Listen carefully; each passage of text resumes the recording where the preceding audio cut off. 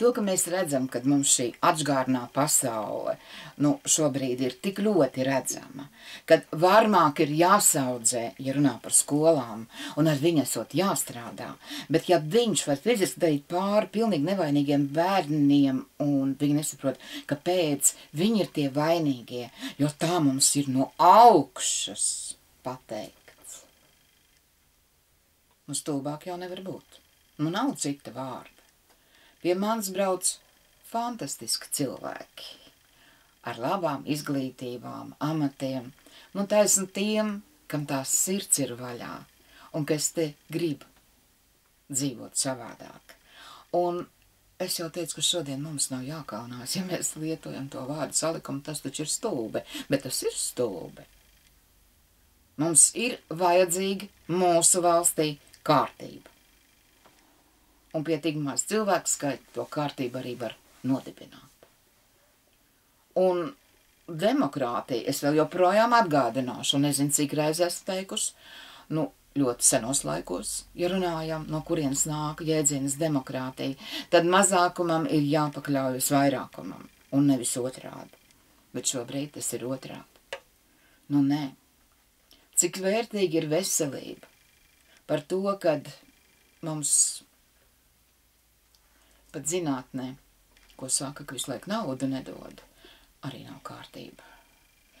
Kad ir cilvēki, kam ir pareizie uzvārdi, vai pareizā rada būšana, vai partijas piederība, taisa papīrus, kļūst par doktoriem, vienkārši ķeksīšu pēc. Jā, tas ir šajā saucamajā demokrātiskajā pasaulē. Tad kā jūs domājat, kā jaunajiem ārstiem, kas to redz visu, kā viņiem ir ap dušu? Bet paldies Dievam, arī starp pasniedzējiem ir gaiši prāti. Tas nepatīk valdošai kliķei, protams, ka nē, jo pa ko tad mums ir tie padomas un valdes locekļi? Un tie onkuļi, un tāms, kam ir pārāk balts galvas jau, un sen laikam jāiet projām. Mums par visiem darbiem un nedarbiem ir jāpieprasa atbildība. Jā, kā mums Saeimas locekļi saka, mēs jau varēja to 6 komats audziņu palielināt, bet tikai par 2,6 palielinājām. Man liekas, ka viņi par to nav pelnījuši, ja paskatās, ko viņi dara darba laikā. Snauž, presi lasa. Kā dakteris. Kartiņas pildi. Kas tas pa dakteri, kam vēl joprojām ir kartiņas? Mums tomēr ir e-veselība, tāpat kā ir e-skola. Kas ir tie pa cilvēkiem? Tad viņi nespēja pildīt savus pienākumus, un viņiem tā alga, tiek uzdāvināta. Jo laikam ir jāiet līdzi, un ja tu nevari, tad ej mājās. Mums saka, dakteri nav. Mums viņi ir. Viņiem neļauj. Vecie, tāpat kā ir skolas, kur katru jauno aprej, sakošļā un izspļauj ārā. Un cik var izturēt 2-3 gadus, un tas jaunais cilvēks iet projām. Kādas tiesības ir šiem ar veco domāšanu? Tāda tiesība viņiem nav. Un ne tikai es uzskatu, bet ļoti daudz man piekrīt, ka klasēs un skolās ir vajadzīgas kameras. Un tad nebūs tā strīdēšanās un tā kašķēšanās, un tas sanāks lētāk nekā aizbēguši skolotāji.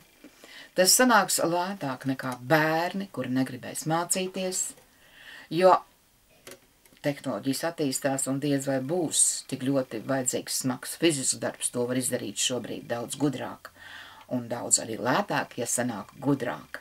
Tātad ir vajadzīgi izglītot cilvēki ar zināšanām, bet nevienmēr tā ir vajadzīga augstākā izglītība.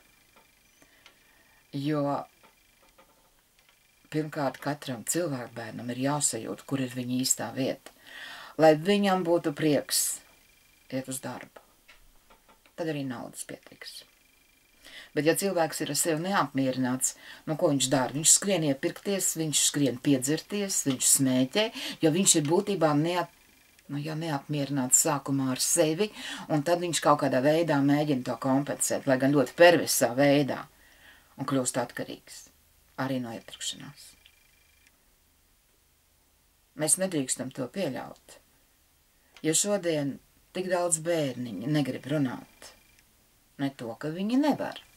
Viņi negrib.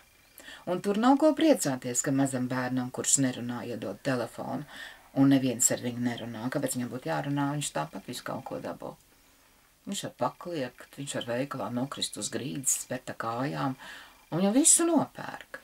Bet cik ilgi? Līdz 60 gadiem, kā agrāk smēja.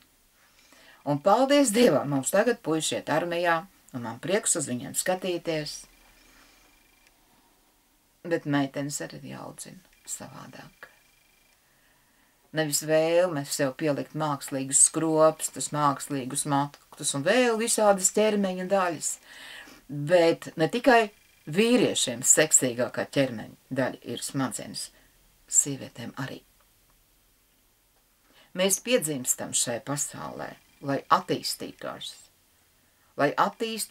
mentāli, dvēseliski, un tur vajag, lai attīstās smadzenes. Ja jūs zināt, ko tik nevar cilvēks iemācīties, lai sev palīdzētu dzīvot labāk. Es zinu, jo man tāda izdevība ir bijusi. Un es to izdevību vienmēr esmu ņēmusi rokā, lai gan ir runāts par mani, ka esmu savāda, visu darot otrādi. Man tas neinteresēja. Es gribēju dzīvot labāk, un es šobrīd ļoti, ļoti vēlos, lai jūs arī gribētu dzīvot labāk, bet tas nav saistīts ar bankas kontiem. Tā ir pavisam cita vērtība. Un padomāsim par to īsto vērtību un neskriesim uz veikaliem pirkt Ziemassvētku dāvanas, sagādāsim savējiem tādas dāvanas, ko nevar nopirkt par naudu.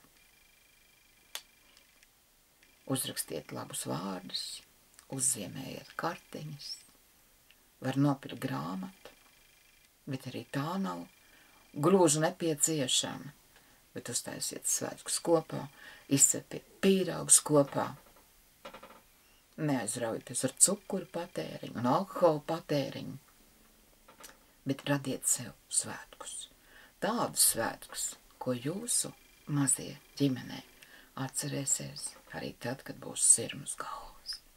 Tas ir ļoti svarīgi, jo mēs atceramies to labo, bet tas nozīmē, ka būs jāmet prom viss tas sliktais. Arī tas viss ir un ir bijis, bet par to nevajag ne runāt, ne atcerēties.